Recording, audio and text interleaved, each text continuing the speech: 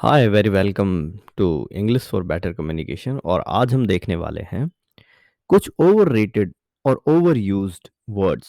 उन over used words को हम कैसे रिप्लेस कर सकते हैं कुछ नए वर्ड्स से, जिससे कि आप बहुत ही ज़्यादा प्रिसाइज यानी कि बिल्कुल एग्जैक्ट मीनिंग में बोलेंगे। और साथ ही में वो जो ओवर यूज्ड वर्ड हैं जिनका मीनिंग बार बार आप सेम जगह हर जगह यूज़ कर रहे हैं, वो रिप्लेस हो जाएंगे, जिससे कि आपकी कम्युनिकेशन काफ़ी इफ़ेक्टिव हो जाएगी। तो चलते हैं देखते हैं कुछ ऐसे ही वर्ड्स को। तो ऐसा पहला वर्ड जो हमारे सामने है वो है लाइक। लाइक का मतलब होता है पसंद करना, लेकिन हर जगह हम लाइक यूज़ कर देते हैं। जैसे हम किसी के कॉन्फिडेंस के लिए बताना चाहते हैं तो हम लिख देते हैं आई लाइक योर कॉन्फिडेंस। हम कोई बताते हैं कि अपनी सिस्टर को बहुत ज़्यादा प्यार करती है तो वो बोलती है आई लाइक माई सिस्टर।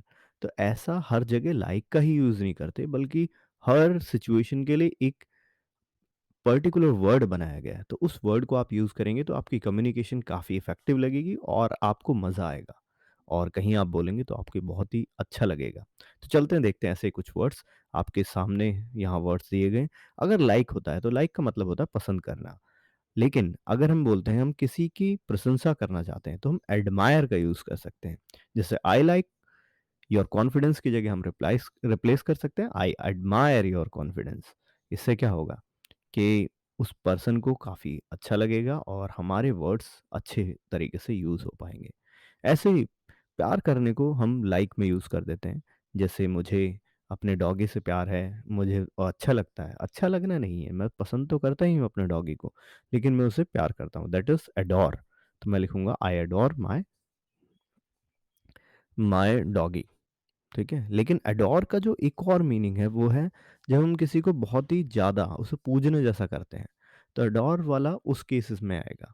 तो डॉग के लिए हम बहुत ही रेयरली इसका यूज़ करेंगे, लेकिन हाँ, कुछ रिलेशंस जो हमारे लिए बहुत इंपॉर्टेंट है उनके लिए यूज़ कर सकते हैं। चेरिश, चेरिश का मतलब भी प्यार करना है। तो जहाँ पर आपको बोलना है कि मैं मुझे वो मेमोरीज़ अपने बचपन की मेमोरीज़ पसंद है, तो उसको पसंद है की तरह नहीं, उसको बोलेंगे कि बहुत ही अच्छी लगती थी मुझे, प्यार करते हैं हम उसे। तो हम बोलेंगे cherish, I cherish those memories. इसी तरीके से क्या है, जब मूवीज़ देखना मुझे बहुत पसंद है, पसंद को हम क्या लिख सकते हैं, आई फैंसी अबाउट मूवीज़। तो इसमें बता देंगे कि ये फैंसी जो है एक वर्ड है पसंद करने के लिए। जैसे ही मुझे चाय पसंद है कॉफ़ी के अलावा, तो हम क्या करेंगे, कॉफ़ी की जगह चाय को बताना है तो हम बोलेंगे आई प्रेफ़र। तो यहाँ पर इसका रिप्लेसमेंट प्रेफ़र हो जाएगा। इसी तरीके से एप्रिशिएट करना, किसी की हेल्प को, उसकी प्रशंसा करना, तो हम उसको क्या बोलेंगे, एप्रिशिएट बोलेंगे। तो एप्रिशिएट के लिए क्या होगा, प्रशंसा करने के लिए एडमायर और एप्रिशिएट 2 वर्ड यूज़ कर सकते हैं। ठीक है? एडमायर होगा तो हम उसकी प्रशंसा ज़्यादा अच्छे से कर रहे हैं। एप्रिशिएट मतलब हम एक फॉर्मल तरीके से उसे बता रहे हैं। तो चलते हैं हम, हमें पता चला लाइक जैसा वर्ड जो कि ओवर यूज़ हो रहा था उसको कैसे रिप्लेस किया जा सकता है। अब चलते हैं नेक्स्ट वर्ड जो बहुत ज़्यादा ओवर यूज़ होता है, दैट इज़ इम्पोर्टेंट। इम्पोर्टेंट का मतलब होता है महत्वपूर्ण, जिसे हम हिंदी में महत्वपूर्ण बोलते हैं।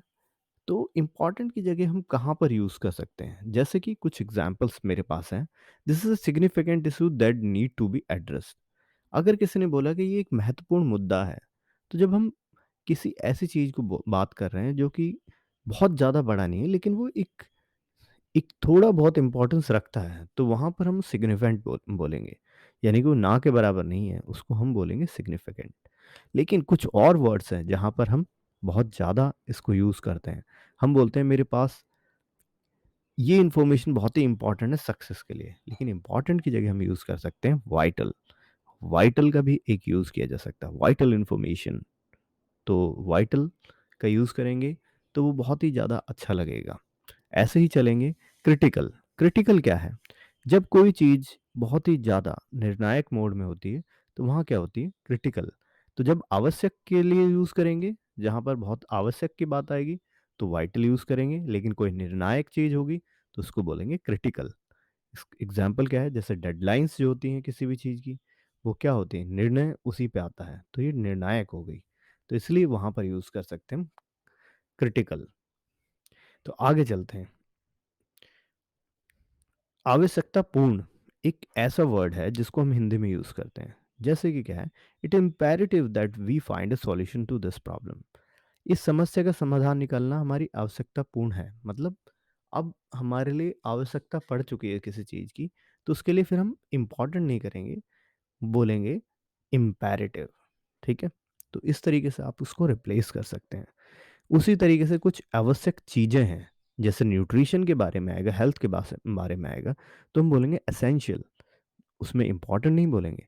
तो एसेंशियल एलिमेंट्स या एसेंशियल न्यूट्रिशन या एसेंशियल फूड्स, वो सब हम इसमें यूज़ करेंगे। तो आपने देखा किस तरीके से हम इम्पोर्टेंट को रिप्लेस कर सकते हैं कुछ डिफरेंट वर्ड से। तो ऐसे वर्ड्स आप यूज़ करना सीखें, कहाँ पर आप इनको यूज़ कर सकते हैं। चलते हैं एक ऐसे ही नेक्स्ट वर्ड की ओर। तो ये वर्ड है न्यू। न्यू हम बहुत ज़्यादा यूज़ करते हैं। जैसे अब एक नया सॉफ्टवेयर आया तो हम बोलेंगे इट्स अ न्यू सॉफ्टवेयर। लेकिन अगर वो सॉफ्टवेयर पहले से एग्जिस्ट करता था और उसका एक नया वर्जन आया, तो हम उसको बोलेंगे it is a updated software. वो न्यू नहीं, वो अपडेटेड हो चुका है। इसी तरीके से हम बोलेंगे कि ये जो समस्या है वो एक न इसके लिए हमें एक नई अप्रोच बनानी पड़ेगी। तो जब हम नई अप्रोच की बात करते हैं, तो उसका मतलब क्या है? अगर हम आधुनिक बोल रहे हैं, जैसे कि पहले जो चीज़ें होती थी, उनको सॉल्व करने के लिए, सोशल इश्यू के लिए डिफरेंट टाइप की अप्रोच होती थी। लेकिन अब एक मॉडर्न ज़माना है। तो इस मॉडर्न युग में हमें क्या करना होगा? जो अप्रोच होगी उसको मॉडर्न बोलेंगे। तो न्यू अप्रोच की जगह हम यूज़ कर सकते हैं मॉडर्न वर्ड। इसी तरीके से हम मान सकते हैं कि हमारे पास एक ब्रेड आई है। ये कोई मटेरियल है जो कि ताज़ा एकदम नया बन के आया, तो हम उसे नया नहीं बोलेंगे, उसको बोलेंगे फ्रेश। जो अभी बेक्ड हुआ है, अभी बना है, उसे फ्रेश बोलेंगे। तो जब भी आप इस तरीके से बोलेंगे तो उसको बोलेंगे it's a fresh baked bread. तो इस तरीके से आपको यूज़ कर सकते हैं उसमें। अब कुछ किसी का जो आइडिया है, किसी आइडिया के रूप में जब हम यूज़ करेंगे तो उसको न्यू कहने की बजाय हम बोल सकते हैं इट्स अ नोवेल आइडिया। यानी कि एक नवीनतम है। ऐसा पहला विचार नहीं था, अब ये नई चीज़ आई है। इसी तरीके से आजकल कुछ हो रहा है, जैसे मैंने उसे इस हाल में पहले नहीं देखा। तो नए आजकल के जो दिन हैं इनके लिए यूज़ कर रहे हैं तो रिसेंट यूज़ करेंगे। तो हाल ही में उसकी जगह हम न्यू ना यूज़ करके रिसेंट का यूज़ करेंगे। तो इस तरीके से हम रिप्लेस कर सकते हैं न्यू वर्ड को इन सब वर्ड से और चेंज करते हैं अपनी कम्युनिकेशन को और इफ़ेक्टिव बना सकते हैं। चलते हैं कुछ और नए वर्ड की तरफ। तो ये वर्ड है रियली। रियली एक ऐसा वर्ड है जो कि हम बहुत ज़्यादा यूज़ करते हैं। रियली किसी भी चीज़ में होगा रियली बोल देंगे। तो रियली इतना ज़्यादा ओवर यूज़ हो चुका है, लेकिन इसको अलग-अलग सेंस में जब हम यूज़ करेंगे, तो हमें उसकी जगह दूसरे वर्ड से रिप्लेस करना चाहिए। देखते हैं ऐसे कुछ वर्ड्स। पहला वर्ड है ट्रूली। ट्रूली क्या है? जैसे मैं सच में सकारात्मक सोच की शक्ति में विश्वास रखता हूँ, ठीक है? तो हम बोलते हैं आई रियली बिलीव। लेकिन हम क्या बोल रहे हैं?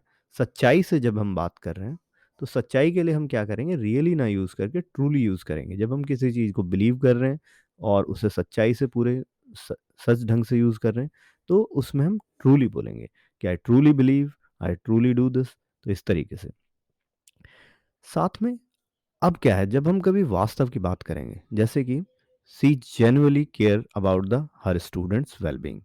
तो जेन्युइनली मतलब वास्तव में कोई चीज़ हो रही तो जेन्युइनली लिखेंगे। इसी तरीके से लिखेंगे एब्सोल्यूटली। एब्सोल्यूटली का मतलब क्या है? कोई भी चीज़ है जो बिल्कुल की बात कर रहे हैं, तो कॉन्सेप्ट वर्ड एब्सोल्यूटली अमेजिंग। हम हमेशा रियली अमेजिंग बोल देते हैं, लेकिन एब्सोल्यूटली बोलेंगे तो मतलब बिल्कुल, अब वो बिल्कुल ऐसा हो चुका है। कंप्लीटली कहीं पर हम क्या करते हैं, कंप्लीटली का यूज़ करते हैं। पूरी तरह से समझता हूँ मैं इसे, किसी चीज़ को, तो हम रियली की जगह वहाँ क्या यूज़ करेंगे, कंप्लीटली का यूज़ करेंगे। तो इस तरीके से हम कुछ वर्ड्स आपस में यूज़ कर सकते हैं। ऐसे ही कुछ वर्ड्स हैं अटरली, एक्सट्रीमली। जैसे मैं बहुत ज़्यादा स्कैरी हूँ, तो एक्सट्रीमली स्कैरी बोल सकते हैं। अनबिलीवेबली इस तरीके के वर्ड्स यूज़ कर सकते हैं। ट्रूली हमने यूज़ किया। एक और इम्पॉर्टेंट वर्ड है जो बहुत ज़्यादा अच्छे ढंग से आपको यूज़ करना है, वो है सर्टेनली। सर्टेनली मतलब कोई अगर टैलेंटेड है और आपको उस पे बिल्कुल भी शक नहीं है, तो रियली टैलेंटेड ना बोल के हम उसे बोलेंगे सर्टेनली टैलेंटेड, जिससे उसे पता चल जाएगा कि वो एकदम एग्ज़ैक्टली, अब उसमें कोई भी संदेह नहीं रहा। तो इस तरीके की चीज़ों को हम रियली को रिप्लेस करने में यूज़ कर सकते हैं। अब चलते हैं नेक्स्ट कुछ वर्ड्स में, और वो हमारा आखिरी वर्ड है एंड। एंड हम बहुत ज़्यादा यूज़ करते हैं। कोई भी चीज़ बोलते हैं उसके बाद एंड बोलते हैं, फिर बाद में एंड बोलते हैं। इस तरीके से हम एंड का बहुत ज़्यादा यूज़ कर सकते हैं। तो इन एंड का जो हम बहुत ज़्यादा यूज़ करते हैं, इसका रिप्लेसमेंट हम कैसे कर सकते हैं? चलो एक एग्ज़ाम्पल लेते हैं। एग्ज़ाम्पल है I need to buy apple, और उसके बाद मैंने बोला मुझे केले भी खरीदने, मुझे संतरे भी खरीदने, मुझे ये भी खरीदने। तो एंड ना लगा के हम क्या करेंगे, एंड के साथ में आगे हम क्या कर सकते हैं, मोरोवर का यूज़ कर सकते हैं। मोरोवर मतलब ये तो खरीदना है, इसके अलावा ये भी लेना है, ठीक है? तो ये सारी चीज़ हो गई। अब जब हम किसी चीज़ के पास बहुत सारी चीज़ें हैं, जैसे एक पर्सन है वो टैलेंटेड है काफ़ी, म्यूज़िशियन भी है, आर्टिस्ट भी है, उसके अलावा उसमें और भी टैलेंट है, राइटर भी है, तो हम उसमें बोलेंगे एडिशन का यूज़ कर सकते हैं, इन एडिशन टू। जैसे he is talented musician and artist, in addition to his artistic talent he is also skilled writer. तो ये एक हम इसमें यूज़ कर सकते हैं। ऐसे ही है, book is not only informative but also entertaining. तो इसके अलावा के लिए जब हम ऐसी चीज़ों के लिए कहीं पर फर्दर मोर का भी यूज़ कर सकते हैं। ऐसे ही एडिशनली का यूज़ किया जा सकता है। तो ये बहुत सारे वर्ड्स हैं जो हम उसका यूज़ कर सकते हैं। सिमिलरली हम यूज़ कर सकते हैं, she is fluent in English plus she speaks French and Spanish. तो कहीं पर हम एंड को प्लस से भी रिप्लेस कर सकते हैं।